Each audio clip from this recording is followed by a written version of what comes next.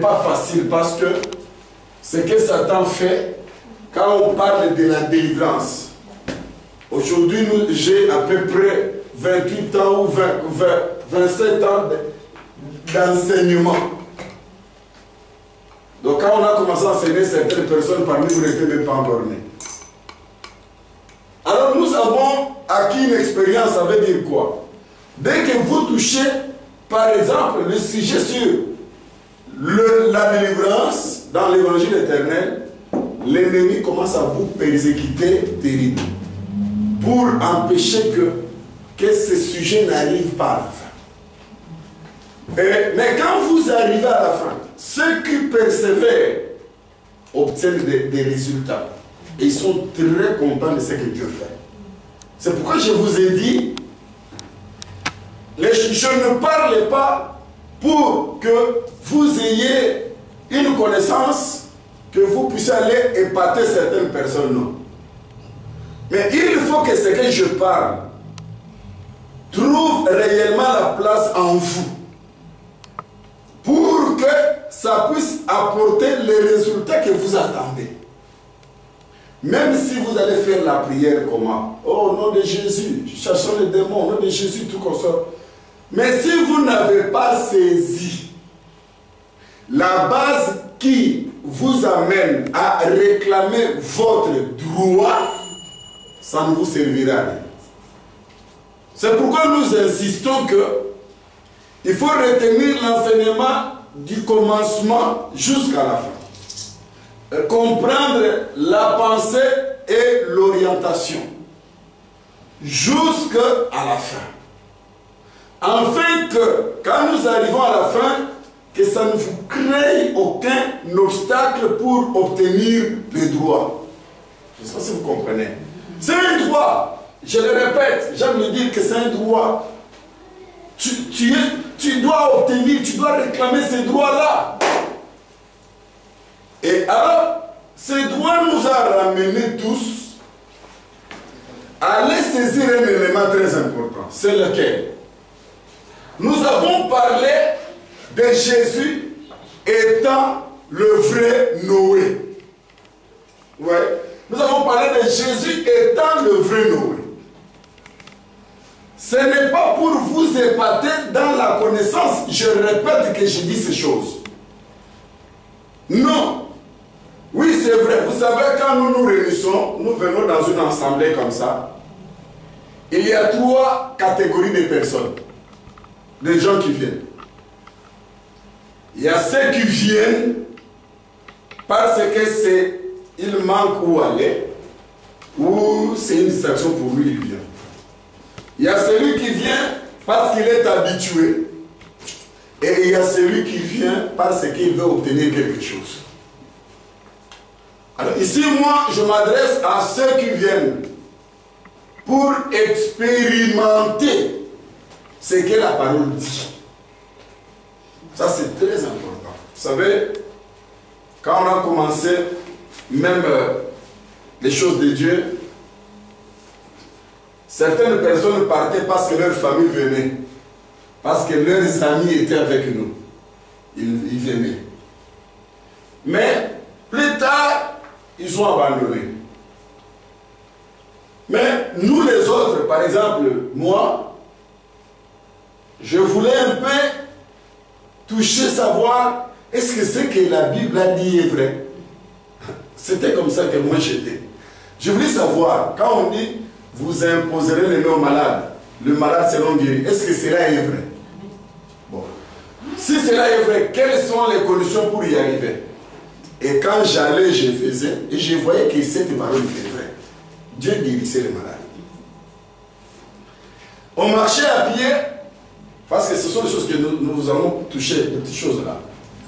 On marchait souvent dans le bus, disons dans le transport commun. Mais dans le transport commun, nous on prenait que le bus. Après un jour, j'étais assis avec d'autres collègues à moi, je leur dis, dès aujourd'hui, je ne vais plus marcher dans le bus. Moi maintenant, c'est le taxi. Parce que le taxi coûtait trop cher. comme le taxi était pour les gens qui sont bien. Moi, je dis aux autres, à la table comme ça, je dis non. Moi, je suis la tête. Mais comment la queue est dans le taxi? Et moi qui ai la tête dans le bus. Dès aujourd'hui, plus question de bis taxi. Ils ont dit, ah, tu exagères, j'ai dit c'est comme ça. Quand moi je leur disais, je voulais expérimenter ce qu'on appelle la foi. Oh non, oh non. Et dès que j'ai confessé cela, je venais dans les taxis. Tout le temps dans les taxis. Ah, toi tu me dégages. J'ai dit non, non, non, non. Je mets Dieu, je mets la parole en action. Et Dieu commençait à me donner que l'argent pour le taxi.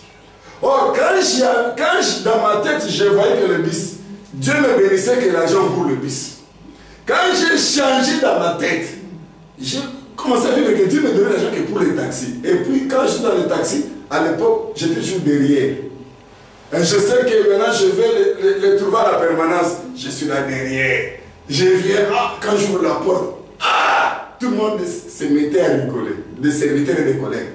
Et puis plus tard, eux aussi, ils se sont laissés entraîner. Et Dieu a fait qu'ils commencent aussi à marcher dans les taxis. Et puis à un moment donné, j'ai dit non, fini. Plus le taxi, c'est la voiture.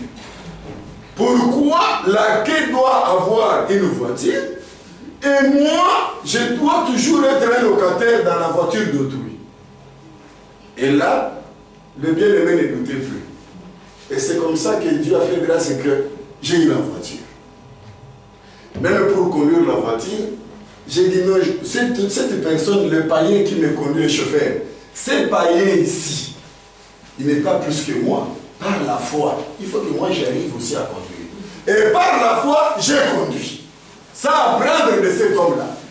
Donc je lui ai dit, c'est vrai, la nuit, j'ai dit, nous allons jusqu'à toi, Alain, on te dépose. Toi, tu vas seulement tourner la voiture, mettre dans la position et rentrer à Robert. Alors, tu mets ça comme ça. Oh non, j'ai dit, j'arriverai.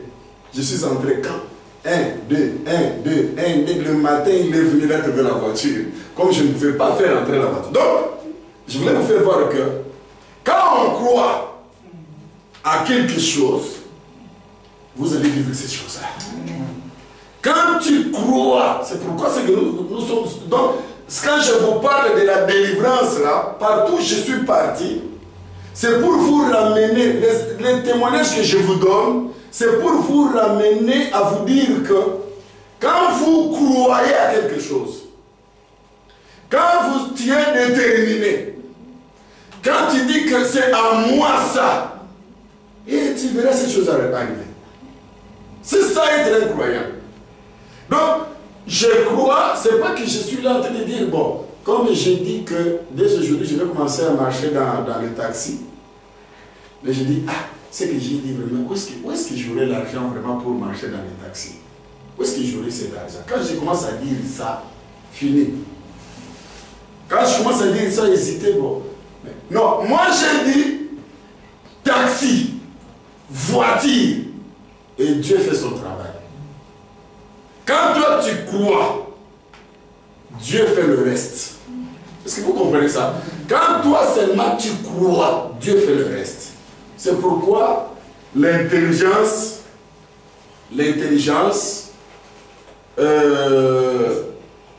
a des difficultés pour avoir la croyance.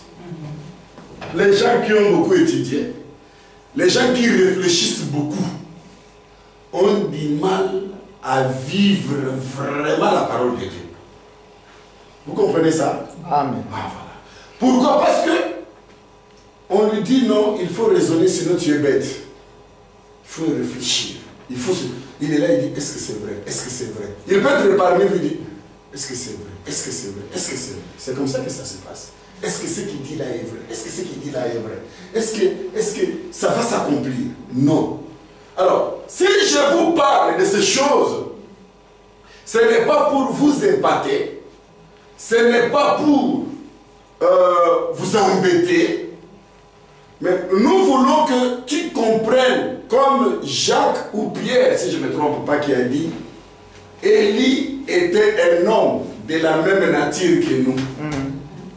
il a dit 3 jours, pas de pluie, 3 jours, pas de pluie. Amen. Est-ce que vous comprenez ça? La Bible dit que Élie n'était pas différent de toi. Les gens qui ont servi Christ avant nous, tous ces gens que nous lisons dans la Bible là, qui donnent des témoignages, ils ne sont pas différents de toi qui es dans l'évangile éternel. Tu dois savoir que ce qu'ils ont fait au nom de ces dieux-là, toi également, tu peux le faire aujourd'hui au nom de ces dieux-là. Ce que Anne a fait au nom de ces dieux-là, toi aussi, tu peux le faire au nom de ces dieux-là. Ce que Paul a fait au nom de ces dieux-là, toi aussi, tu peux le faire. D'abord, considère-toi que tu n'es pas différent de Paul. Tu n'es pas différent d'Ézéchias. Tu n'es pas différent de toutes les sœurs que nous avons trouvées dans cette Bible. Dis-toi que je suis aussi une sœur. Et également, elles avaient leurs imperfections. Il ne faut pas dire que non, parce que nous voyons les noms dans la Bible, et ces gens, ils n'ont pas eu des imperfections. Pour que les imperfections que tu as te découragent pour voir que tu es inférieur à ces gens-là. Non, ils avaient aussi les imperfections. Amen. Mais seulement ils ont cru à ces dieux-là. Ils ont fait confiance et ce Dieu-là leur a donné ce qu'ils avaient besoin. Est-ce que vous comprenez ça? Amen. Si vous ne comprenez pas, ça va me faire mal. C'est pourquoi nous avons vu un autre aspect des choses. C'est que cet homme, Jésus, a fait. Aujourd'hui, je voulais que ces choses vous apportent une délivrance telle que Dieu l'a dit. C'est ainsi que je vous ai parlé d'un homme dans la Bible. Le premier homme qui s'appelait Adam. Et ce premier homme appelé Adam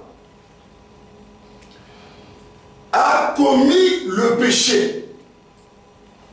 Or, le péché d'Adam, tel que nous avons vu le dimanche, c'est le fait d'avoir s'associé avec sa femme. Parce que quand Dieu vient reprocher Adam, Dieu ne dit pas à Adam, pourquoi as-tu péché? Mais Dieu dit à Adam, parce que déjà, la Bible révèle que c'est la femme qui a péché. Le prophète Paul dit que c'était la femme qui a péché premièrement, qui a été séduite la première. Maintenant, remarquez la parole profonde de Dieu. C'est une parole prophétique. Cette parole avait un but. Dieu dit à Adam, parce que tu as écouté la voix de ta femme, ce n'est pas parce que tu as péché.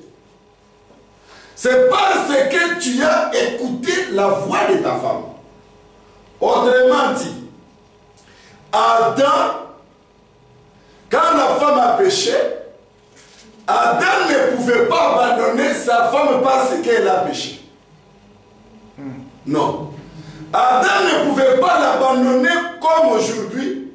Dès que tu pêches, la personne qui était du matin au soir avec toi n'a plus besoin de toi. Tu deviens un sujet de moquerie, la médisance, parce que les hommes sont comme ça. L'être humain est comme ça. Mais la femme, parce que comment Adam pouvait abandonner sa femme?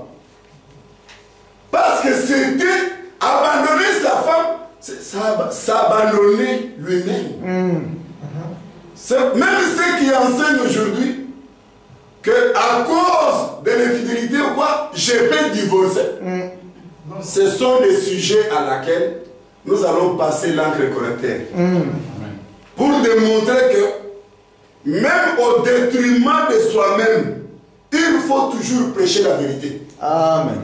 Il ne faut pas falsifier la vérité parce que tu te retrouves maintenant dans cette position-là. Ça révèle que tu n'es pas un bon prédicateur. Un bon prédicateur, même je connais un apôtre qui nous a enseigné des années passées, l'apôtre Kassi Mwanapenga. Il disait quelque chose que nous allons toucher avec vous, que même si vous me trouvez en train de voler, en flagrant délit, vous m'arrêtez. Tu me demandes, apôtre Kassi, voler c'est bien ou c'est mauvais? Je veux dire, voler c'est un péché. Il dit, même si tu m'attrapes en flagrant délit, je dirais que voler c'est un péché. Maintenant, quand on va lui poser la question, mais si voler, mais comment toi tu pêches? Je dis, oui, j'ai péché. Mais cela ne fait pas que je change l'enseignement. Parce qu'on va me poser la question, que comment alors toi tu dis que, et que tu te retrouves, non? Donc, il y a des gens qui changent l'enseignement parce qu'ils se retrouvent dans cette histoire-là. Mais alors, ils changent maintenant l'enseignement pour justifier sa cause. Mais nous, même au détriment de moi-même, laissez l'évangile continuer son chemin. Parce que l'homme va mourir, mais l'évangile ne mourra jamais. Amen. Est-ce que vous comprenez ça? Amen. Alors, c'est pourquoi Adam, comment Adam pouvait abandonner Ève? Parce que Ève est sortie d'Adam. Et donc, Ève était Adam. Mais s'abandonner soi-même, ça n'existe pas. Parce que l'homme s'aime lui-même. Est-ce que vous comprenez ça? Amen. L'homme s'aime. Comment l'homme peut abattre? Non. Et quand Dieu est venu, Dieu ne reproche pas à Adam que pourquoi tu ne t'es pas séparé de cette femme-là. Non. Dieu dit seulement que parce que tu as écouté. Alors Adam aussi ne pouvait pas abandonner sa femme parce que la femme est tombée dans cette erreur-là. Non. C'est comme ça que Adam ira vers sa femme. Adam savait déjà que la femme a péché. Adam savait déjà que ce qu'elle a fait, ce n'est pas digne. Amen. Mais si je l'abandonne, je m'abandonne à moi-même. Non, je dois m'associer avec elle parce qu'on est devenu un. Maintenant, nous irons vers Dieu. Quand Dieu me verra, moi, il ne nous fera rien. Il va nous trouver une solution. Donc, quand Dieu me calme, parce que Dieu est juste. Dieu est juste dans son jugement. Dieu n'a pas de sentiment quand il faut juger quelque chose, non. Adam connaissait le secret de Dieu. Adam a dit, à cause de moi, en réalité, à cause de moi, Dieu ne touchera pas ma femme. Parce que Dieu savait qu'Adam, vous savez, il y a des gens qui interprètent pas les choses. Hein. Quand Adam dit, la femme que tu as mis à côté de moi, Adam voulait dire seulement à Dieu, c'est elle. Mais moi, je n'ai pas péché. Mais alors moi, comme c'est moi-même, je ne peux pas l'abandonner. Dans cet état-là. Cela était l'ombre des choses à venir. En Jésus-Christ. C'est pourquoi nous, jadis dans le péché. Alors vous devez savoir maintenant là où se trouve le problème. C'est quoi? Maintenant, remarquez cet homicide d'Adam. Fait son péché. La Bible dit dans Romains, à cause de son péché, j'aimerais que les bien-aimés nous lisent. Nous répétons ces passages parce que c'est ici que je vais dévoiler beaucoup de choses, les éléments qui apportent certaines choses dans nos vies et ces choses font qu'on soit en désaccord avec Dieu. Je suis dans Romains, chapitre 5, bien-aimé. Et là, j'aimerais qu'on commence le verset 12. Nous allons marcher avec ces passages et puis rentrer dans Job où nous avons lu. Romains 5, 12. Oui. C'est pourquoi, comme par un seul homme, le péché est entré dans le monde, et par le péché la mort, et qu'ainsi la mort s'est étendue sur tous les hommes, parce que tous ont péché. Ok, vous vous arrêtez là. On nous dit par un seul homme. J'ai essayé le dimanche d'expliquer la mort dans ces deux aspects. Maintenant, un autre aspect que par un seul homme. Homme ici, c'est Adam. Vous comprenez? Amen. On dit que c'est pourquoi par un seul homme, le péché est entré dans le monde. Donc, le péché d'Adam, la transgression d'Adam a amené le péché dans le monde. Est-ce que vous avez compris ça? Amen. Quand la Bible précise que tout le monde, parce qu'elle dit que entre dans le monde par le péché la mort, dès que le monde, le péché est entré dans le monde, et le péché a entraîné la mort. Vous voyez? Et la Bible continue en disant que jusqu'à ce que tous ont péché. Maintenant nous allons au verset 13. Car jusqu'à la loi, le péché était dans le monde. Or, le péché n'est pas imputé quand il n'y a point de loi. Ah, vous vous arrêtez là. On dit jusqu'à la loi. Il y a des enseignements où les gens nous enseignent des choses qui ne sont pas dans la Bible. C'est pourquoi, quand je vous donne ces enseignements, soyez comme le chrétien de Béret. Selon Actes des Apôtres, chapitre 17, verset 11, si je ne me trompe pas. Ils allaient vérifier si ce qu'on leur disait était exact. Vérifier dans les Écritures. On dit, depuis Adam, jusqu'à la loi.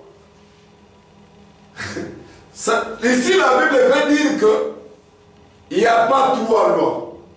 J'ai suivi un enseignant qui disait, il y a la loi cérémoniale, il y a la loi sociale, il y a la loi morale. Je me suis dit, les gens qui apprécient un tel enseignement, ils n'ont pas laissé pour demander à cet homme, montre-moi dans la Bible un verset qui révèle qu'il y a trois lois. Il n'y en a pas. D'abord, il n'y en a pas. Ici, on dit seulement, depuis Adam, jusqu'à ce que la loi vienne. Or, quand on parle jusqu'à la loi vienne, on voit Moïse. Vous voyez? Alors, c'est-à-dire, la loi est venue avec Moïse. Nous allons essayer d'expliquer la confusion qui règne dans la tête des gens. Parce que quand on voit, par exemple, que avant la loi, avant Moïse, on voit que Abraham a offert des animaux. Et on voit que ce qu'Abraham avait offert était aussi dans la loi de Moïse. C'est ça la grande confusion. Les gens n'arrivent pas à faire la différence pour ne pas contredire le verset qui dit la loi est venue avec Moïse. Alors nous allons vous éclairer afin que les faux enseignements tombent. Parce que quand tu as un faux enseignement, tu es déjà mort. On dit jusqu'à la loi, jusqu'à ce que la loi vienne, la mort a régné. Donc, qui dit la loi ici, dit Moïse. Maintenant, j'aimerais qu'on nous répète encore le verset 13 pour la meilleure compréhension. Chacun de nous répète le verset 13.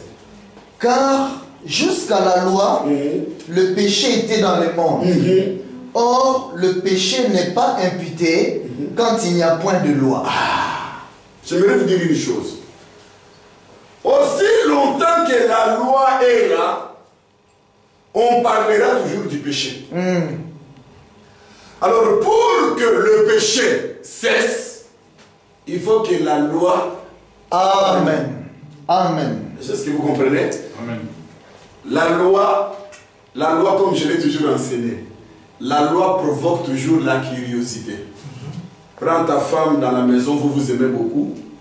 Dis à ta femme, par exemple, chérie, tu sais que je t'aime. Chérie, vraiment, je t'aime, oui. Mais tu vois, dans cette maison, tu peux tout toucher. Mais cette valise-là, n'ouvre jamais cette valise un jour. La femme n'avait même pas pensé à ouvrir cette valise-là un jour. N'avait même pas cette idée dans la tête. Les jours où tu mets cette loi, tu provoques la curiosité. Elle commence maintenant à se poser des questions. Qu'est-ce qu'il y a vraiment dans cette valise? Alors, là où il y a la loi, il y a la curiosité. Et la curiosité entraîne la transgression. Amen. Et cette femme fera un effort un jour, quand toi tu es sorti, pour savoir ce que tu cachais là-dedans. Parce que tu es allé mettre la loi. Est-ce que vous me suivez très bien? Tu as mis la loi. Donc, alors la Bible dit que j'ai connu le péché que par la loi.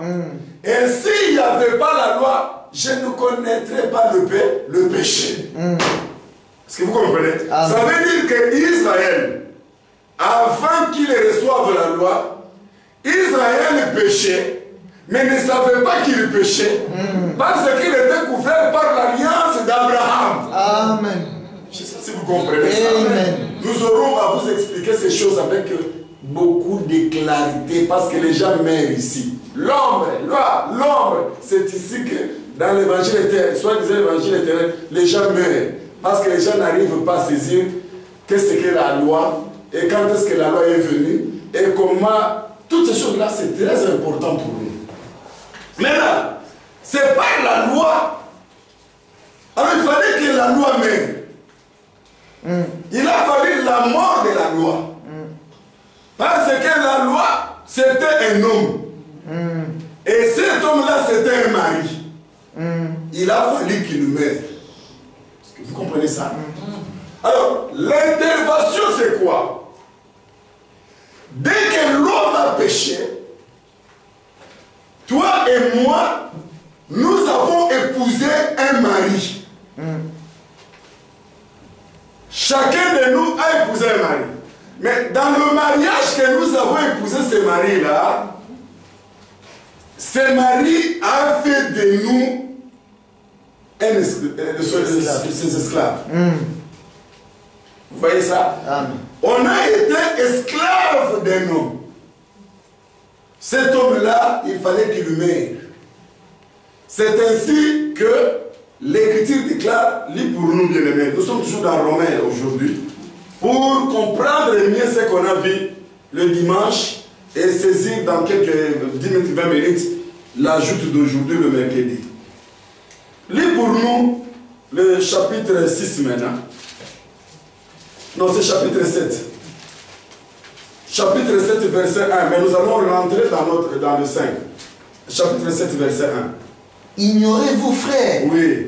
car je parle à des gens qui connaissent la loi, Oui. que la loi exerce son pouvoir sur l'homme aussi longtemps qu'il vit. Continue. Ainsi, une femme mariée est liée par la loi à son mari tant qu'il est vivant. Mais si le mari meurt, elle est dégagée de la loi qui l'a liée à son mari. Si donc, du vivant de son mari, elle devient la femme d'un autre homme, elle sera appelée adultère. Mais si le mari meurt, elle est affranchie de la loi, de sorte qu'elle n'est point adultère en devenant la femme d'un autre. Continue. De même, mon frère, vous aussi vous avez été par les corps de Christ mis à mort en ce qui concerne la loi, Voilà. pour que vous apparteniez à un autre. Vous arrêtez là. Arrêtez-vous là. Vous allez lire à la maison tous les chapitres. Mais ici, j'ai besoin de vous expliquer quelque chose de très important. On dit la femme dans la nature. Aussi longtemps qu'une femme, écoutez-vous les faux prédicateurs qui enseignent des faussetés. Aussi longtemps qu'une femme est mariée et que son mari est vivant, quel qu'en soit le comportement de son mari, cette femme-là ne peut pas divorcer. Jamais. Est-ce que vous comprenez ça? Amen. Oh non, non, la femme, même si l'homme c'est un coureur de jupons, même si il t'amène à la maison, il fait défiler devant toi les femmes. C'est pourquoi on dit avant de t'engager à un homme, une sœur avant de s'engager, il faut qu'il prie le Seigneur. Pour qu'elle soit sûre et certaine que ça c'est l'éternité que j'entre. Entrer dans un mariage c'est le fardeau. Parce que tu ne peux pas entrer.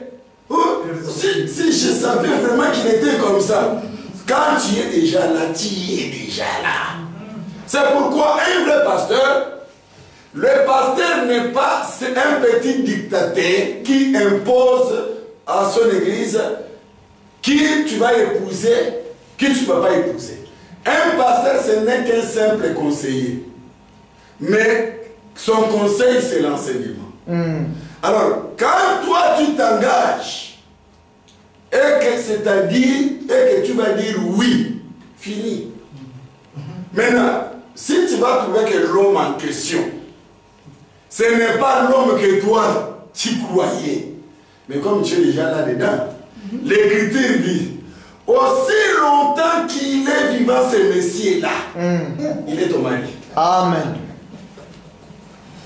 Oh non, ça ne peut pas se faire. C'est pourquoi je vous dis, l'Europe, vous voyez, et le monde est en contradiction avec la parole du Seigneur. Amen. Oh, vous voyez aujourd'hui une femme qui dit non, c'est pas ça, c'est pas ça. L'infidélité, c'est pas ça. Mais quand un homme est infidèle, je vais la répudier. Il va, nous voyons les femmes aujourd'hui qui répudient leur mari. Et puis, il y a même l'État qui autorise ces divorces. Parce qu'à ce moment-là, écoutez, toute autorité vient de Dieu. Mais toute pensée de l'autorité ne vient pas de Dieu. Jamais. Donc, je reconnais que l'autorité vient de Dieu. Mais quand l'autorité ramène une pensée qui contredit la Bible, je lui résiste. Et toute autorité vient de Dieu, ce n'est pas un homme, même ses propres pensées. C'est pourquoi vous verrez qu'un homme de Dieu, Jean-Baptiste, il est parti, même dans la fête de Hérode. Il était là dans la fête, Hérode était content. Mais après, il prend la femme de son frère Hérode. Il croyait que c'était un serviteur de Dieu corrompu. Un serviteur de Dieu peut aller même manger avec le président de ce monde. Amen. Quand on voit quelqu'un, par exemple, manger avec un président camerounais, nigérien, oh, il mange avec un dictateur, c'est pas mon problème. Je vais manger avec lui. Mais seulement, s'il lui fait quelque chose, il me dit quelque chose qui est en contradiction avec la parole du Seigneur. Sur place, je lui résiste. Et s'il va prendre ma tête, qu'il prenne ma tête. Mais, manger avec lui, être avec lui, ce n'est pas un péché. Les gens qui sont zélés, avec un zèle amer, ils pensent qu'ils connaissent Dieu. C'est pourquoi tout ce monde, il faut qu'on les corrige. Mais un homme de Dieu n'est pas celui qui se fait corrompre par la relation avec un président de la République. Non. Vous voyez ça? Jean est parti. Jean était dans la fête, l'invité du roi. Vous voyez, il était bien là, invité. Et c'était bien. Le roi maintenant prend la femme de son frère. Jean se met debout. Il dit, mais toi, tu ne crains même pas ma présence ici. Tu crois que le fait de m'inviter ici, tu peux me corrompre par la fête? Non. Cette femme n'est pas ta femme. Allez, laisse la femme de ton frère. Mais vous savez que le roi n'avait pas de problème. Le roi était même content. Parce qu'il savait que Jean parlait de la part de Dieu. Mais c'est l'esprit de la fête et des conseillers. L'esprit mauvais de la fête qu'on ne peut pas voir ici. C'est pour vous dire quoi? Une femme n'est pas en aucun cas abandonner son mari. Oh, parce que mon mari, c'est un voleur. Oh, parce que mon mari... D'ailleurs, la Bible dit, toi, écoute-moi, même si ton mari est un voleur, c'est-à-dire un non-croyant, aussi longtemps que le mari dit, j'aime ma femme qui est votre sœur, vous resterez toujours. Amen. Vous, oh non, parce que c'est un païen. Il y a des pasteurs qui disent, oh non, c'est un païen. Ma sœur, il faut l'abandonner. Non, il n'y a aucun verset qui autorise. Donc, c'est divorce là. Aucun verset. À part les faux enseignements. Pour qu'on abandonne alors que toi tu récupères. Donc, il n'y a aucun qui peut accepter cet enseignement dans la Bible. Est-ce que vous comprenez ça? Amen. Maintenant, la Bible dit que même une femme, ça peut arriver qu'elle soit séparée avec son mari. Séparée et divorcée, ce sont des choses différentes selon le dictionnaire de Dieu. Amen. Mais pendant que son mari est vivant, si cette femme-là devenait la femme d'une autre personne, nous disons c'est une femme adultère. Amen. Est-ce que vous comprenez ça? C'est une adultère. Mais l'adultère est pardonnable par son mari. Regardez les chrétiens. Ceux qui ne comprennent pas. Ceux qui enseignent des erreurs, je vais vous faire voir comment. Ils doivent avoir les yeux pour comprendre l'évangile éternel. La Bible dit, elle ne doit pas. Vous comprenez ça? Elle ne doit pas. D'abord, c'est une femme adultère. Elle ne doit pas le faire. Mais, si cette femme comprend que la position dans laquelle je suis est condamnable auprès de Dieu, et qu'elle décide de se réconcilier avec son mari, de rentrer auprès de son mari, frère, asseyez-vous. Donc, de rentrer auprès de son mari. Est-ce que vous voyez? Si elle dit non, je vais rentrer auprès de mon mari. Si cette femme décide, ce n'est pas un souci. La Bible dit que son mari ne la répudie point. C'est-à-dire, la femme peut se séparer. Mais le jour où elle rentre, la Bible dit que le mari ne refuse pas. C'est-à-dire, elle pardonne maintenant. C'est-à-dire, elle pardonne, le mari pardonne cet acte-là de partir. Le mari pardonne tout ce qui est arrivé à cette femme-là là où elle était. Parce que la Bible dit que tu l'exposes à l'adultère. Toi, le mari, tu l'exposes à l'adultère. Mais si elle décide de rentrer, à ce moment-là, c'est la repentance. Donc, que le mari ne refuse pas. Un mari qui va dire non, non, elle était déjà partie, c'est qu'elle est devenue. Non, la Bible dit tu ne dois pas refuser son retour. C'est pourquoi un bon mari, quand il est séparé avec sa femme, il faut faire attention d'aller vite, sinon tu vas te retrouver avec deux. Si elle décide de revenir, tu en auras maintenant deux. Alors il faut être patient. Il faut être alors patient et attendre. Est-ce que vous comprenez ce que je suis en train de dire là? En réalité, aussi longtemps que l'homme est vivant, la femme est liée. Je ne vous prêche pas le mariage parce que nous allons prêcher le mariage. Maintenant, la femme est liée. Alors, il faut que l'homme meure. Maintenant, la Bible dit ceci. Nous concernant. Là, qu'est-ce que dit la Bible? La Bible dit seulement que à la croix, toi et moi, nous sommes morts. C'est ce que je vous ai dit concernant la mort de Noé. Que tous son péché sont privés de la gloire de Dieu. Alors, un homme est mort. Cet homme-là qui s'appelle Jésus-Christ. Jésus a été une victime pour que toi, tu deviennes libre et que tu ne sois plus l'esclave de cet homme que tu étais marié avec. La loi à laquelle, c'est la loi du péché, la loi à laquelle tu étais marié, cette loi, Jésus-Christ a enlevé ça.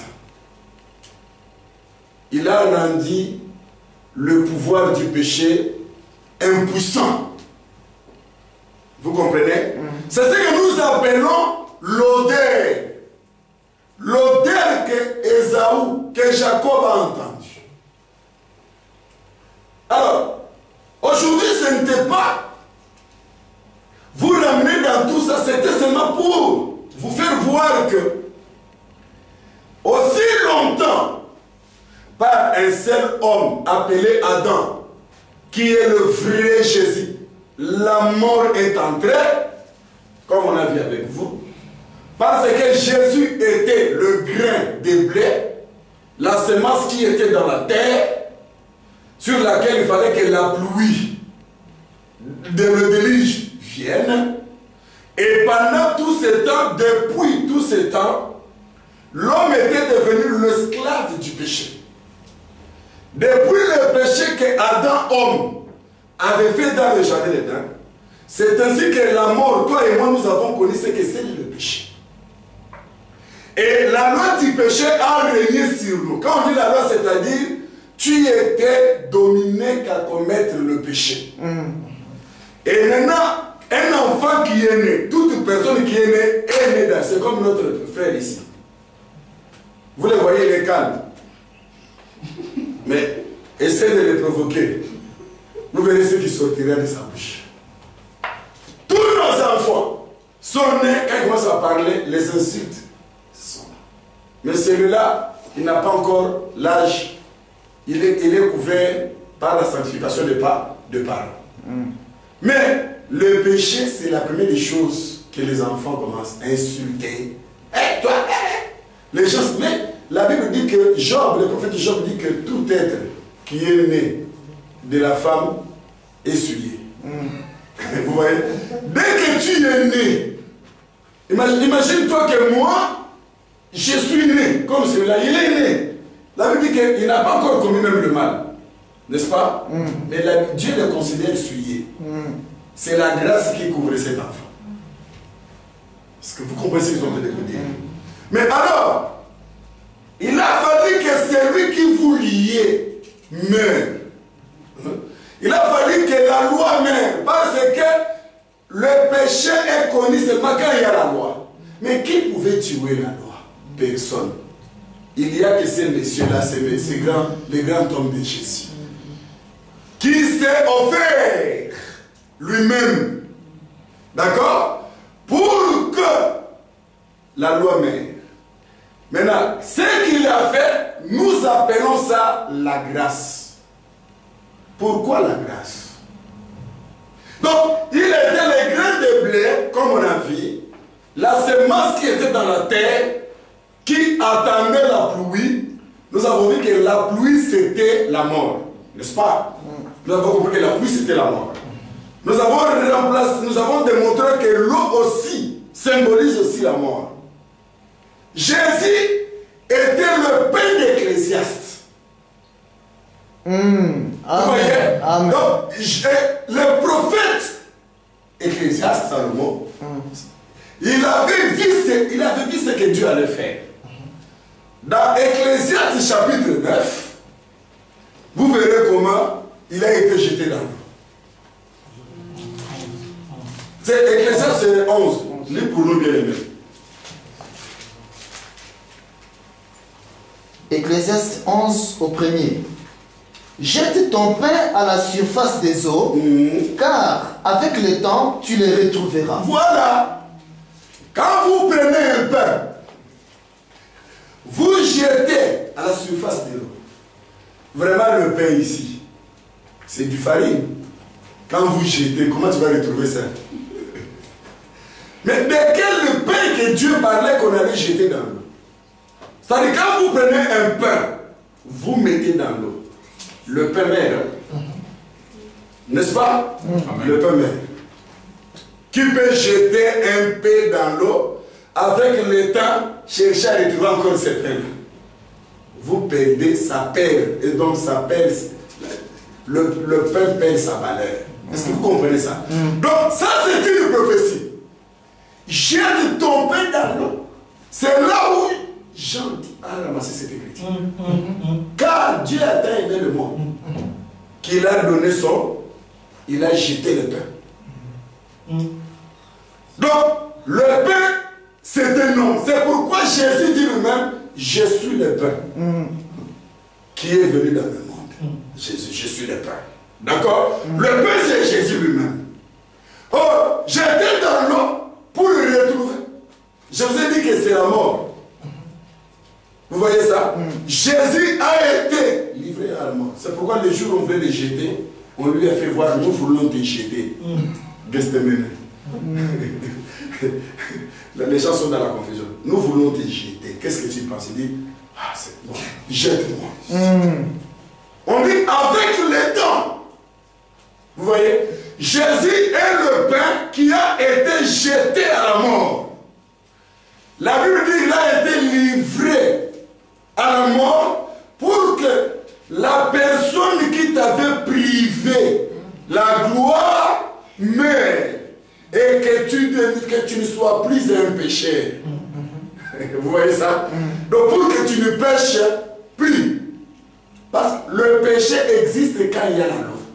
Mais on nous dit que Jésus a tué la loi. Donc le péché n'existe plus. Je suis plus un péché. Est-ce que vous comprenez ça? Donc en réalité, Jésus-Christ, c'est cet homme-là qui a été mis dans un petit sac ou crèche comme ça. Et qu'on est allé mettre parmi les roseaux. Et son nom s'appelle tirer des eaux. Vous comprenez, vous connaissez ça? Amen. Est-ce que vous voyez? Caisse de Jacques. Caisse, voilà. Cette caisse-là, on a pris un homme. Cet homme-là, c'était Jésus. Voilà. Que vous appelez Moïse. Moïse veut dire tirer des eaux. De tirer de la mort. La résurrection. Voilà. Dieu annonçait déjà la sortie de l'arche. Moïse est parti. C'était la mort. Et quand on le fait sortir, c'était la résurrection. Alors Israël reçoit la délivrance. C'est ça. Est-ce que vous comprenez ça? On dirait que les gens ne comprennent pas. Vous allez comprendre. D'abord Moïse, on les prend. D'accord? On les prend. On les prend par qui? Par une juive. Voilà. Amen. On va la tuer. Voilà. Est-ce que vous voyez ça? Mais en réalité, il n'était pas mort. Il était vivant. Dieu parmi les morts. Là-dedans, il était vivant. Voilà. Vous voyez? Donc il n'était pas mort, il était vivant. Donc, déjà, Dieu annonçait déjà la mort et la résurrection. Amen. Est-ce que vous voyez ça? Afin qu'Israël soit délivré. Voilà. De la colère du roi. Est-ce que vous voyez ça? Mais alors, remarquez que là-dedans, c'était encore les réseaux d'eau. Dans le réseau, toujours c'était de l'eau. Maintenant, son nom, roseau, dans le roseau plutôt. Donc, maintenant, ce qu'il faut voir, c'est que son nom dit qu'il a été tiré des eaux. À un moment donné, il a été tiré des eaux. Tiré de la mort.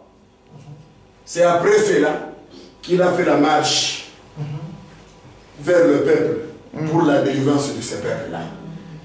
Et toutes ces choses annonçaient toujours le salut que Jésus-Christ, c'est que Jésus allait faire pour nous. Donc Moïse était l'ombre. Le pain qui a été jeté dans l'eau s'appelle Jésus-Christ. Avec le temps, il nous donnera des fruits. Est-ce que vous comprenez ça? C'est pour vous faire voir que depuis ce jour-là, quand il est mort, il est ressuscité, la Bible nous fait voir que depuis ce jour-là, donc, comme c'était par un seul homme, Adam l'homme, le péché est entré, et aussi par un seul homme, Jésus-Christ, le péché est parti. En réalité, il n'y a plus de péché. Amen. Est-ce que vous comprenez ça? En réalité, il y a... Oh, quand le péché Quand la mort et le péché est venu, la mort a apporté des maladies. Vous voyez ça? Avec Adam l'homme, la maladie est venue. Vous voyez ça? Toutes sortes de péchés que nous connaissons. Parce que nous avons connu les maladies, toutes ces choses-là, qu'à travers la loi, qu'à travers le péché. C'est Adam l'homme qui nous a apporté toutes ces choses. Maintenant, quand Jésus, la Bible dit, par une seule offense, est-ce que vous voyez? Par une seule offense d'Adam l'homme, le péché est entré et des souffrances, des malédictions, des problèmes sont entrés. Toutes les souffrances que les gens ont aujourd'hui, c'est le résultat du péché de l'homme Adam par une seule offense. Une seule offense. Maintenant, dans Romains chapitre 5, là où nous sommes, maintenant dans le verset 14, on nous dit, également, aussi par un seul homme, Jésus-Christ, si aujourd'hui les péchés ne sont plus, donc les maladies ne sont plus aussi. Est-ce que vous comprenez ça? Les malédictions, c'est pourquoi, lisons d'abord 14 et puis nous allons revenir dans Ésaïe 53. Romains 6, 14. Oui. Car le péché n'aura point de pouvoir sur vous, Oui. puisque vous êtes non sous la loi, Oui. mais sous la grâce. Alors, pourquoi on appelle ça la grâce? Maintenant, prenons 5 et 14, bien aimé. 5, 14. Oui. Cependant, la mort a régné depuis Adam jusqu'à Moïse. Oui. Même sur ceux qui n'avaient pas péché, Oui. par une transgression semblable Oui. à celle d'Adam. Voilà. Continue. Lequel est la figure de celui qui devait venir. Oui. Continue, frère. Mais il n'en est pas du don gratuit, Oui. comme de l'offense. Car si par l'offense d'un seul homme, Allez-y, continue. il en est beaucoup qui sont morts, à plus de forte raison, la grâce de Dieu et les dons de la grâce venant d'un seul homme, Jésus-Christ, ont-ils été abondamment répandus sur beaucoup. Amen. Je veux que chacun de nous vraiment arrive à saisir pourquoi nous devons glorifier Jésus, rendre gloire à Jésus, les louer et pourquoi nous devons les prier. Ça veut dire quoi? Quand est-ce que l'homme mérite l'honneur et la gloire? C'est quand un homme travaille. Vous comprenez? Prenons exemple, ce qui nous est arrivé. Les maladies, stérilité, toutes ces choses, malédictions, toutes ces choses sont venues. D'abord, ce n'est pas à cause de tes péchés. C'est venu à cause, dans le monde, tous ces péchés sont entrés à cause d'une seule offense d'Adam. Vous comprenez cela? Et alors, maintenant, pour qu'on soit dégagé de cela, si par ton effort, si par un exercice quelconque, si par un travail quelconque, tu arrives à résoudre ces problèmes, te dégager de cette malédiction, la gloire allait te revenir.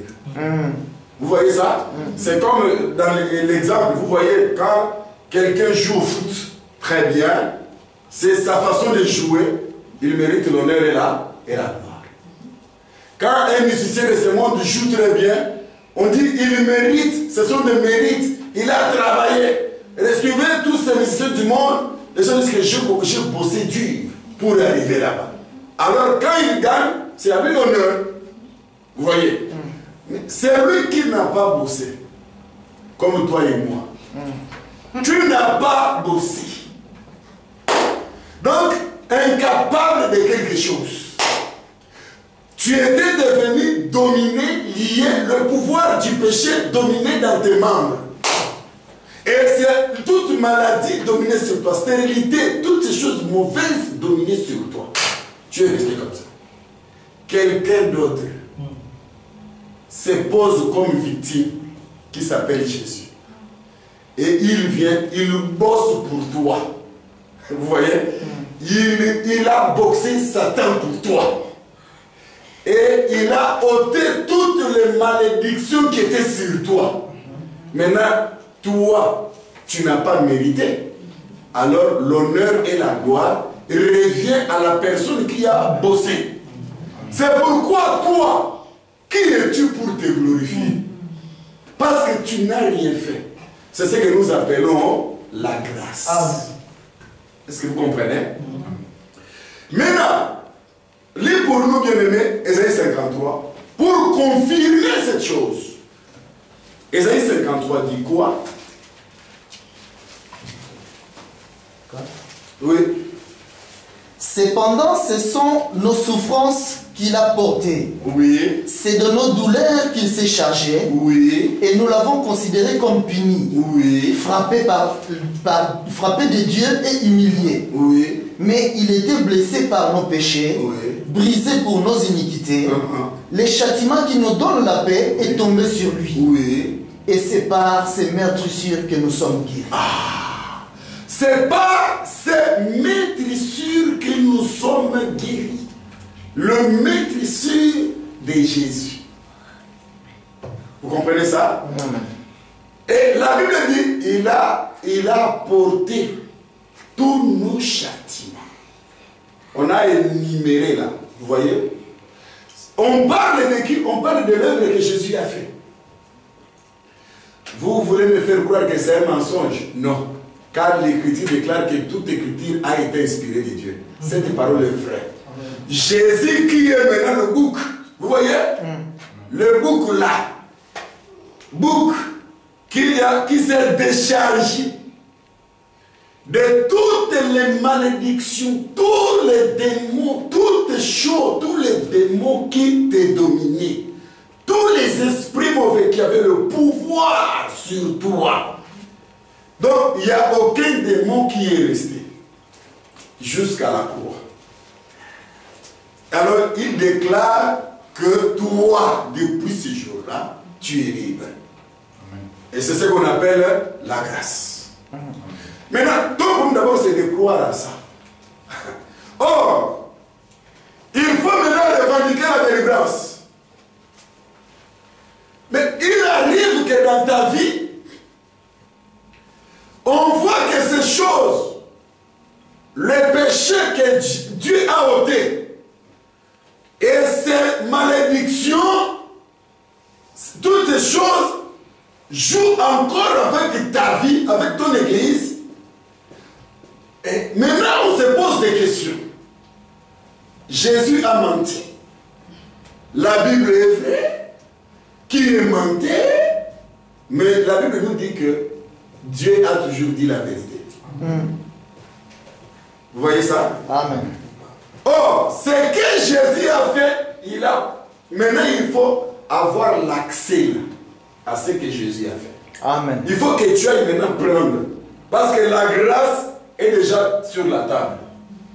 Voilà le problème. Maintenant, toi, tu dois aller avoir l'accès à cette grâce. C'est ça le plus grand problème que nous avons. Avec les églises, avec des personnes, avec les gens. Ici, il y a un problème que Jésus a fait un travail. Maintenant, c'est toi qui dois aller prendre, avoir l'accès à ces choses-là. Vous voyez ça? Et comment avoir l'accès? La Bible dit, nous sommes sauvés par la grâce. D'accord? C'est-à-dire, à la croix, Jésus a tout fait. Mais au moyen, c'est-à-dire, la grâce est déjà faite. Jésus a fait son travail. C'est à toi maintenant d'aller prendre, c'est ça le moyen. Allez maintenant vers, prendre cela, et que cela se matérialise dans ta vie.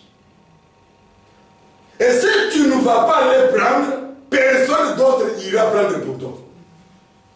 C'est pourquoi il est écrit que personne dise, il est où pour que j'aille? Non, c'est à côté de toi.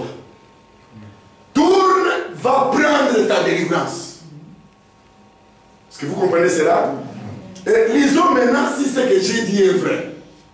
Éphésiens chapitre, nous sommes sauvés par la grâce au moyen de la foi.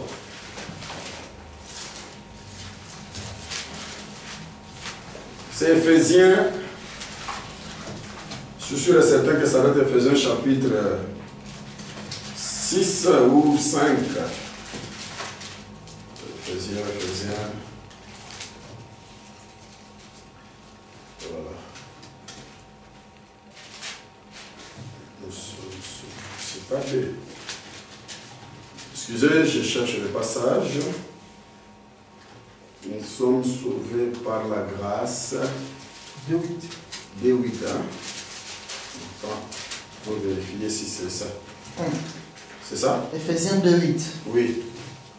Car c'est par la grâce que vous êtes sauvés, Oui. par les moyens de la foi. Et cela ne vient pas de vous, c'est le don de Dieu. Continue, de 9. Ce n'est point par les œuvres, afin que personne ne se glorifie. Arrêtez là. Nous sommes sauvés par la grâce. Sauvé veut dire l'œuvre que Jésus a fait. Quand le bouc Azazel, le bouc impie et pire, est devenu un saint. Là, vous voyez? Maintenant on dit nous sommes sauvés par la grâce au moyen de la foi. Donc la grâce est là. Maintenant il faut que tu ailles y prendre. Vous comprenez ça? Il faut maintenant aller prendre. Vous pouvez chanter. Oh, nous sommes sauvés par la grâce. Vous chantez, ça va. Mais est-ce que tu as utilisé les moyens pour avoir accès à cette grâce? Donc, il faut maintenant, on dit nous sommes sauvés par la grâce au moyen de la foi. Tu peux connaître la grâce, comme j'expliquais tout ce temps, parce que nous sommes toujours dans la repentance de Dieu. Amen. Oh, Dieu a fait son travail. Dieu a déjà fini le travail. Maintenant, toi, tu dois aller sur le trône de Dieu pour prendre. Maintenant, on dit que notre marche s'appelle la foi. C'est pourquoi il est écrit, sans la foi, il est impossible de lui être agréable. Est-ce que vous me suivez très bien là? Il faut maintenant que tu prennes la foi. La foi, ce n'est pas la foi que je viens de vous enseigner ici, de la voiture et tout ça. La foi ici qui rend l'homme agréable. Parce que le problème, c'est que tu peux dire aujourd'hui, Jésus est mort pour moi, il est ressuscité pour moi, amen. Tout ça c'est bien. Mais alors, tu es allé prendre. Amen. C'est ça le plus grand problème. C'est pourquoi les églises et les personnes aujourd'hui sont comme si, comme Jésus n'a rien fait pour eux. Jusqu'à ce que des fois les gens commencent à se poser des questions. Est-ce que la Bible dit la vérité? Et nous avons maintenant le moqueur. Les gens qui commencent à douter même de leur foi. Les gens commencent à dire, oh, ce n'est pas Dieu, c'est toi. Ou peut-être parce que tu as été mal enseigné. Les gens se sont arrêtés que sur la grâce, la beauté de la grâce. C'est que Jésus a fait. Tout ce mais Jésus a fait. Maintenant, Dieu t'attend pour faire une marche. Vous comprenez ça? Maintenant, la foi, nous sommes sauvés par la grâce au moyen de la foi. Alors, maintenant il faut aller pour savoir comment obtenir la foi.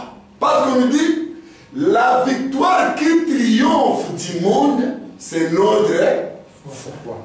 Pour triompher du monde, c'est-à-dire expérimenter ce que l'homme a été avant que la loi vienne. Amen. Il faut que tu aies la foi. Il n'y a que la foi qui te donne la victoire. C'est pourquoi la foi c'est un don royal. Ça devient compliqué pour certaines personnes pour qu'ils aient la foi. La foi c'est une révélation. La foi c'est l'œil de Dieu. Est-ce que vous comprenez ça? Maintenant, il faut qu'on se dise comment avoir la foi. Alors là nous allons maintenant dans Romains chapitre 10. Verset, qui est bien élevé, le verset 14. La première des choses, c'est très important ce que j'ai oublié de dire lire ici. Oui. Comment donc invoqueront-ils celui en qui ils n'ont pas cru? Oui. Et comment croiront-ils en celui dont ils n'ont pas entendu parler? Oui. Et comment en entendront-ils parler s'il n'y a personne qui prêche? Oui. Continuez. Et comment y aura-t-il des prédicateurs s'ils ne sont pas envoyés? Ah, arrête-toi là. Vous pouvez connaître l'histoire de ce que Jésus a fait à la croix. Et raconter même cette histoire comme aujourd'hui, les gens les racontent partout. Sur le chemin de Maouss, il y a encore le dé qui marche jusque-là. Et quand une personne vous raconte ce que Jésus a dit à faire à la croix, vous dites en tout cas, ça c'est vraiment un celui-là. Mais ce n'est pas ça le problème. Le problème c'est qu'il faut savoir que la Bible dit, il faut maintenant avoir la foi, car dans le verset, vous êtes dans le verset, il y a quelque part on dit la foi vient de ce qu'on entend. Hein? 17 là, lire pour moi le 17. Ainsi la foi vient de ce qu'on entend, et ce qu'on entend vient de la parole de Christ. Ok, nous nous arrêtons là. Il y a un problème. Le fait de dire Jésus est mort, Jésus a fait ceci, cela ne veut pas dire que tu as commencé à invoquer Jésus. Parce que l'Écriture déclare, comment invoqueront-ils celui qui ils ne connaissent pas? Donc, invoquer, ce n'est pas le fait de dire Seigneur, Seigneur. Ça, c'est invoquer en français. Amen. Beaucoup de gens pensent qu'ils invoquent. Parce qu'ils se retrouvent dans un groupe de prières, ils appellent ça l'assemblée de sœurs. Oh, nous invoquons. En réalité, vous n'avez pas encore invoqué, parce que pour invoquer, il faut connaître. Comment tu peux le connaître si tu n'as pas encore cru? Oh, croire. Comment croire? Vous ne pouvez pas croire de vous-même. Oh, j'ai cru. Non. Vous ne pouvez pas croire d'un monsieur qui passe dans la rue, qui vous dit Jésus est bon. Non, vous n'avez pas encore cru. Vous ne pouvez pas croire si les femmes viennent témoigner. Nous avons aujourd'hui les femmes qui témoignent partout. Toutes ces femmes, même Apollo c'était d'abord une femme. Amen. Vous savez ces hommes-là, quand la femme samaritaine est partie, il a dit à ces hommes, les hommes sont venus. Ils ont écouté la femme samaritaine. Ils sont venus. Jusque là où se trouvait Jésus. Après avoir écouté l'envoyé, il faut s'assurer que j'écoute l'envoyé. Ce n'est pas le fait d'écouter quelqu'un parler de la Bible. Ce n'est pas le fait d'écouter quelqu'un donner la compréhension des Écritures. Non, ce n'est pas ça. Première chose, pour que la foi vienne, il faut, parce qu'il dit, comment y aura-t-il des prédicateurs s'ils ne sont pas envoyés? Pour que la foi vienne, c'est quand ils ont écouté Jésus. Ils n'ont pas écouté Jésus comme Dieu. Ils ont écouté Jésus comme un serviteur de Dieu, comme un envoyé de l'Éternel. Parce qu'il était tantôt serviteur, tantôt Dieu, tantôt prophète, tantôt sauveur, tantôt rédempteur. Tous les attributs. Vous voyez, quand ils l'ont écouté, ils sont rentrés vers la femme. La femme, ce n'est pas une femme de ma mère. Ce sont tous ces gens que Dieu n'a pas envoyés. Des infiltrés de la scène de l'évangile éternel. Voilà. Tous ces infiltrés qui prennent les Écritures, le pouvoir de chaque chose, tous ces mondes-là, ce sont des femmes samaritaines. Voilà. Nous sommes très contents parce qu'ils font une bonne œuvre. Le fait qu'ils parlent l'évangile éternel, ils font ça, nous sommes contents. Mais c'est la femme samaritaine. Voilà. En elle, il n'y a pas la foi. Il n'y a pas la foi, même si vous dites le pourquoi de ceci, le pourquoi de cela, c'est bien. Mais ce sont des femmes samaritaines. C'est pourquoi ils ne sont pas. Nous, on ne reproche pas la femme samaritaine d'avoir apporté, parler, témoigner l'évangile éternel. Non, on ne le reproche pas. Mais seulement quand ils sont partis, ils ont dit écoute, ce n'est pas parce que tu nous as dit que nous avons cru. C'est quand nous sommes allés nous-mêmes, quand nous avons écouté Romains. Voilà. Donc, quand nous l'avons écouté, l'a envoyé lui-même. Et c'est pourquoi nous avons cru. Donc, tu commences à invoquer seulement quand tu croises dans ta vie l'envoyé de Dieu. Amen. L'envoyé de Dieu. Alors, tous ces pasteurs, tous ces gens, les docteurs, tous les archipotes, les bishops, toutes ces choses-là, c'est bien. Mais est-il un envoyé? La première des choses, écoutez l'envoyé. Si tu n'as pas écouté l'envoyé dans ta vie, mais tu invoques Christ en français ou dans la langue de chez toi, invoquer ça en français, Seigneur. Quand Seigneur te voit, il sait que tu n'invoques pas. Toi, selon l'entendement français, tu dis, j'invoque tous les jours ici. Oh, tu n'as jamais invoqué le Seigneur. Parce que l'adoration commence quand il y a le véritable ministère. Amen. Je ne sais pas si vous comprenez. Est-ce que vous comprenez trop bien? Amen. La première chose, il faut écouter l'envoyé. Maintenant, on dit parce que c'est la parole d'un homme que Dieu a envoyé. Ce n'est pas le fait que quelqu'un t'apporte une bonne parole, ou les choses que tu vérifies qui sont dans la Bible. C'est comme quand je suis arrivé au pays. J'ai dit à certains bien-aimés, je leur dis, mon petit que j'aime beaucoup, que je crois qu'il a un ministère, les prophètes Gab. J'ai dit d'abord, j'ai dit, écoutez, un gars là qui prêche, parce que vous croyez qu'il est prophète, lui il est en train d'enseigner. Vous, les pasteurs, vous les évangélistes, comment vous allez corriger? Parce que la Bible dit, quand un prophète prophétise, il faut que d'autres prophètes, on ne dit pas d'autres pasteurs, reste pour dire que ce qu'il a dit est vrai ou faux. Mais un pasteur ne va rien ramasser, même s'il y a une erreur, même s'il y a les collecteurs. Ce sont les fils des prophètes. Qui sont les prophètes eux-mêmes qui vont? Vous voyez ça? Je dis, alors, il faut que chacun respecte sa parcelle. Parce que quand un prophète prêche, nous allons expliquer comment les ministères prophétiques s'exercent. Parce que c'est encore un problème. Il faut que ceux qui ont les ministères aussi prophétiques approuvent ces enseignements. Est-ce que vous comprenez cela? C'est pour vous dire ceci. Ce n'est pas la beauté d'une prédication ou la beauté d'une bonne manière de parler un français raffiné ou quoi. Le problème est de s'assurer. Est-ce que celui qui me parle, c'est un envoyé de l'Éternel? Dieu l'a établi pour parler.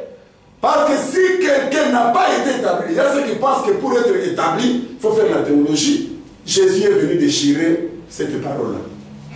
Il ne faisait pas partie de la théologie, mais il est venu prêcher. Maintenant, il faut que tu saches comment reconnaître un envoyé de l'Éternel, afin que sa parole te transmette la foi.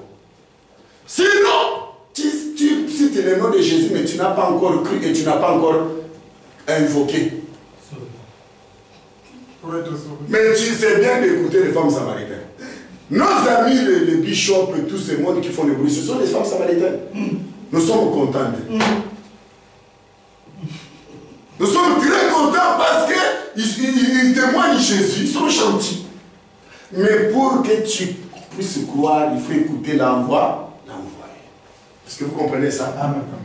Parce que aussi longtemps que tu n'as pas la foi, parce qu'on dit que maintenant la foi vient de ce qu'on entend. Ce qu'on entend vient de la parole de Christ. Les gens pensent que la parole de Christ veut dire connaître les versets de la Bible, aligner tous les versets de la Bible. Écoutez, on te parle seulement Jésus. Les paroles de Christ, c'est autre chose. Ça vient que de celui qui a été envoyé. Et celui qui a été envoyé, je tiens à vous dire que si c'était le cas, avec toutes ces églises pleines partout ici, même, le monde allait bouger. Mais le chemin de Christ, c'est la porte étroite. On ne peut pas trouver des multitudes comme ça. Où tout le monde les dimanches sorti dimanche, tout le monde, moi dans mon église, moi dans mon église, moi dans mon église. Oh. Comment? C'est comme le monde entier est déjà sauvé? Non, c'est la porte étroite. Il faut que l'écriture s'accomplisse. Ce qu'a dit même notre bien-aimé, l'état est déjà, les gens ont la démangeaison d'étendre des choses agréables. Vous comprenez ça? Ça c'est la. Donc c'est-à-dire que Jésus a fait son travail de la grâce. D'accord? La grâce, maintenant, toi, tu dois avoir la foi. Et concernant la foi, ce n'est pas ton mari qui te donnera la foi. Ce n'est pas ta femme. Pourquoi le mari ne te donnera pas la foi? Parce que la Bible dit, en Christ, il n'y a ni juif, ni grec, ni femme, ni homme. Ça, ce qui veut dire que la femme aujourd'hui reçoit le Saint-Esprit. L'homme aussi reçoit le Saint-Esprit. La Bible dit que dès sur les lits, ces jours-là, l'autre ira, l'autre va rester. S'ils sont deux. S'ils sont deux. Si vous êtes deux, c'est comme ça. Mais si vous êtes un, donc l'épouse partira, Israël restera. Voilà. Amen. Donc Israël va rester, nous partirons. Après nous reviendrons pour dire non, quand même, vous êtes nos frères. Quand nous serons de retour, nous serons accompagnés de l'époux. Ça, ce sont des choses que nous allons voir, de bonnes choses, la beauté de l'évangile éternel. Mais il faut d'abord commencer par ici. Si dans votre foyer vous êtes deux, c'est votre problème. La Bible dit que Dieu dit deux, un. Mais si dans la maison vous êtes deux, c'est grave. C'est grave. Parce que nous savons qu'il faut que dans l'arche de Noé, il n'y avait qu'une seule personne. Mais si toi, dans ta maison, vous êtes deux, il y a l'homme et la femme. Parce que si vous êtes un, il n'y a qu'un homme. Mais si vous êtes deux, il y a l'homme et la femme. C'est pourquoi la femme fait sa loi, toi aussi tu fais ta loi. La femme fait sa loi, alors il faut qu'on sache, si vous êtes deux, c'est votre problème. Il faut que vous soyez un. D'accord? Amen. Voilà. Maintenant, la Bible continue pour dire ceci. Sans la foi, à ce moment-là, il est impossible, frère. La foi, frère. Mais la foi, ce n'est pas ce que nous voyons aujourd'hui. C'est que les gens nous enseignent sur la foi. Ça, c'est un.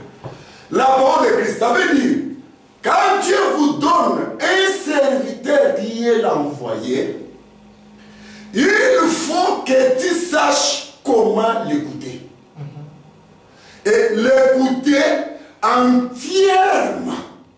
Amen. L'écouter entièrement. Parce que tu dois savoir qu'un serviteur de Dieu, Dieu te donne un serviteur, c'est un don que Dieu t'a offert. Amen. Vous voyez? C'est un don. C'est pas ton ami. Surtout. C'est pas ton ami, même si vous mangez avec, même si vous marchez avec, c'est pas ton ami. La bénédiction peut t'échapper comme ça. C'est pas. D'abord, c'est ça la crainte de Dieu. La crainte de Dieu, c'est commencer d'abord par dire avoir un envoyé, un lévite. Parce que d'abord, un serviteur, quand Dieu vous le donne, vous devez premièrement, si tu as la foi en Jésus, pour être délivré de ces choses, vivre toutes les choses, la première chose, tu dois savoir que je dois protéger cet homme. Car lui aussi protège l'arche. En Israël, quand Dieu faisait marcher Israël, Dieu faisait ceci. Dieu dit, mettez l'arche, la loi. Dans l'arche, il y avait la loi de Dieu. Mettez l'arche au milieu. Après, les Lévites vont entourer cette arche-là. Ce sont des policiers, des chérubins qui gardent l'arche. Maintenant, il y aura 4 armées qui vont entourer.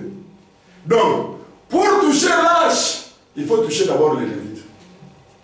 C'est pourquoi la Bible dit, touche le berger, le brebis c'est Amen.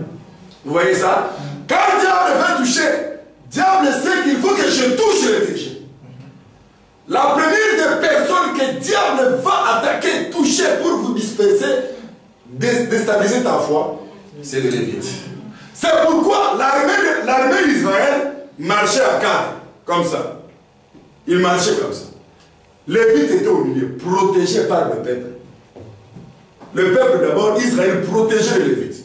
Or, il savait qu'en protégeant les Lévites, nous protégeons Dieu. Amen. Qui sinon, nous serons pris sans force. Est-ce que vous comprenez cela? Amen.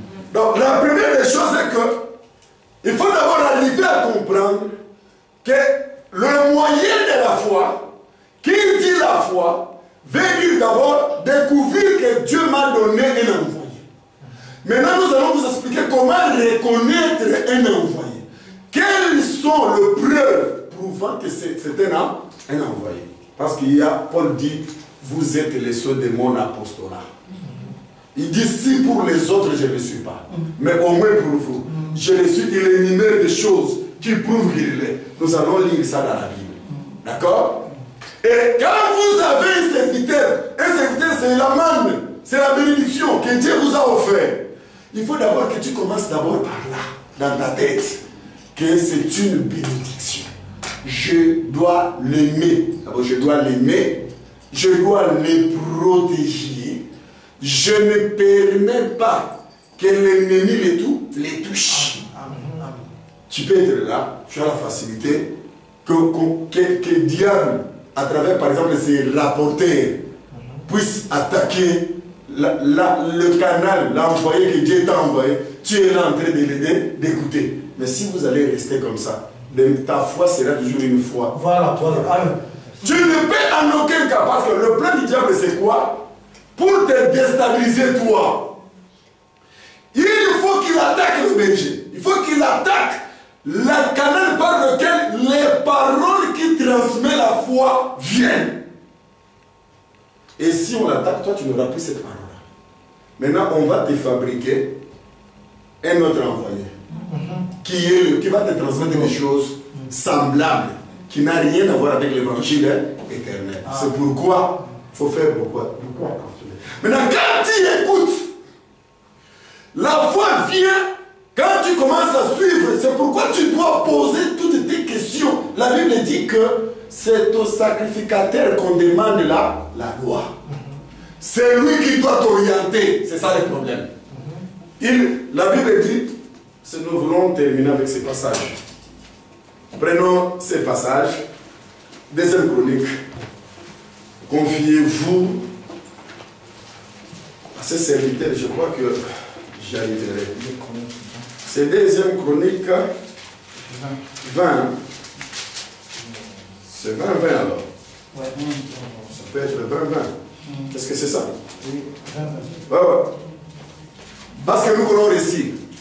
Des Chroniques 20 au verset 20. Oui, dis, nous bien aimés.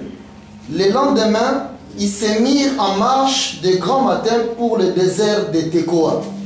À leur départ, Josaphat se présenta et dit: écoutez-moi, Juda et habitants de Jérusalem, confiez-vous en l'Éternel, votre Dieu, et vous serez affermis.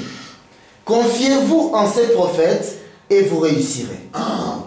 Confiez-vous dans ces prophètes, ces serviteurs des prophètes. D'accord? Dit, confie-toi à l'Éternel, c'est pour être affermi. Mais pour réussir, on dit confie-toi à ces prophètes. Ces prophètes qui sont ces envoyés. Nous allons expliquer ces versets parce qu'il est mal interprété. À ces prophètes. Ah, maintenant ça vous complique. Hein? On dit maudit soit l'homme qui se confie dans l'homme. Mais ici on dit confiez-vous dans ces serviteurs, dans ces prophètes. C'est-à-dire confie-toi dans le ministère que Dieu a donné et que Dieu t'a mis sous tutelle. Parce que quand tu es encore enfant, tu es sous tutelle. Tu es sous les administrateurs. Et maintenant, c'est ce ministère-là que vous vous confiez. Alors, ça veut dire quoi? Tu prends ce que tu es. Voilà. Par exemple, maintenant ici. Nous terminons pour dire ceci. Ce ministère nous dit, il faut que tu meurs avec Christ. Par la foi, à la croix, tu es mort avec Christ. D'accord? Amen. Mais maintenant, mais ça c'est dans la grâce, tu es mort avec, dans la prédestination, tu es mort avec Christ. Mais maintenant, dans la grâce, maintenant par la foi, il faut que tu te fasses baptiser. Ça c'est la deuxième chose. Tu te fasses baptiser. Tu acceptes, c'est vrai. Mais pour confirmer maintenant la mort là, pour confirmer la mort en question, que tu étais mort, tu étais dans l'arche de Noé, tu es sorti avec, pour confirmer cela, il faut premièrement que tu te fasses baptiser. Donc, un, serviteur, deux, le baptême. Pourquoi tu ne connaîtras pas le baptême si l'envoyé n'est pas venu te parler du baptême? C'est pourquoi Jésus les a envoyés, tandis que Jésus-Christ lui-même est baptisé. Les gens qui vont vous dire non, baptême, c'est la parole. Quand vous entrez dans la parole, c'est de la sorcellerie. Il faut que tu entres dans l'eau. Quand tu entres dans l'eau, tu confirmes. Maintenant, tu es en conformité. Ça veut dire quoi? Ça veut dire que là maintenant, tu acceptes que tu es un pécheur. Et tu entres dans l'eau. C'est ce que nous allons voir. Comment tu entres dans l'eau? Parce que il n'y a qu'un seul baptême. Tu peux connaître 1000 baptêmes, mais il n'y a qu'un seul baptême, mais le vrai. Tu peux avoir connu le baptême, mais il n'y a qu'un seul qui est le vrai. Amen. Pour terminer, après le baptême, il y a ce que nous suivons. Que si, par exemple, tu reconnais le serviteur, tu te fais baptiser au nom de Jésus pour le pardon de tes péchés. Et maintenant, de toi, il y a toujours des choses là qui doivent être déjà parties depuis la croix, toujours en toi. Maintenant, tu dois t'examiner. Comme Job qui s'est examiné. Job, en s'examinant, il a trouvé, il a dit, 1, l'argent des pauvres, je donne. Est-ce que vous comprenez? L'argent des serviteurs, je donne. L'argent, la femme d'autrui ne m'a pas séduit. Ce sont ces éléments-là que nous allons voir. Tous ces éléments-là que nous allons voir le dimanche. Voir, parce que tu crois peut-être ne pas avoir de problème. Tu es en train de regarder Dieu. Or, Dieu te voit que sur cette marche, il y a des choses que tu ne mets pas en ordre. Parce que Job, quand il s'est vu dans des situations difficiles, il n'a pas regardé tel et tel et tel et tel. Il a d'abord commencé par s'examiner lui-même. Au lieu d'être là, la Bible dit que chacun se plaigne pour ses propres péchés. Commencez premièrement par voir, depuis que j'ai cru, je me suis fait baptiser. Mais alors, l'argent des pauvres qu'on appelle le monde, où les gens sont dans la confusion. Aujourd'hui, ils parlent des 4 dîmes, pas des 3 dîmes. Ils ne peuvent pas voir que Dieu a expliqué ce que les pauvres mangeaient, ce que le lévite mangeait. Ils ont des problèmes, nous allons apporter cette explication bientôt. Mais est-ce que moi, l'argent des orphelins, de veuves, tout consort, est-ce que je donne? Ça c'est un. Quand j'ai le salaire, est-ce que je prends la dîme de Dieu, les 10e je donne? Maintenant, quand je finis là-bas, quand je suis dans la prière, est-ce que j'ai fait ceci? Job a commencé par se poser cette question. Il dit non, Dieu, je suis innocent. L'argent de serviteur de la dîme, j'ai toujours donné. Les pauvres et les malheureux, nous avons expliqué, j'ai toujours donné. Mais pourquoi Dieu me traite comme ça? Alors, quand tu verras que tu es reprochable quelque part, c'est à toi de te repentir, demander le pardon à Dieu. Et prendre, ce n'est pas seulement le fait de dire, Seigneur, donne, mais donne. Mais tu es en contradiction avec le Seigneur. Mais tu es en train de dire, Seigneur, donne. Mais Dieu t'attend que tu sois en ordre avec lui et tu verras que les choses vont se faire. Amen. Amen. Amen. Amen. Les gens n'aiment pas ça. Amen. Amen. Si vous me dites moi-même, je dis Amen. Alors, je veux dire que nous sommes arrivés à la fin. Nous allons, les dimanches, comprendre comment ces esprits viennent dans la vie des gens. Et comment, nous ne sommes pas là seulement pour condamner, mais montrer quelle est la solution pour sortir de ça. Mais chacun de nous ne doit pas seulement se mettre à dire Seigneur, Seigneur, Père. Non, la première des choses, examine-toi vis-à-vis des Écritures.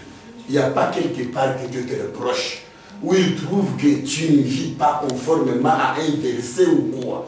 Il n'y a pas quelque chose quelque part. Et quand tu trouves qu'il y a quelque chose quelque part, répands-toi vite. La repentance, c'est le don royal. Toi, Dieu te considère par exemple comme un voleur. Mais tu pries tous les jours. Mais Seigneur, attends que tu abandonnes le vol. C'est tout. Mettons-nous debout.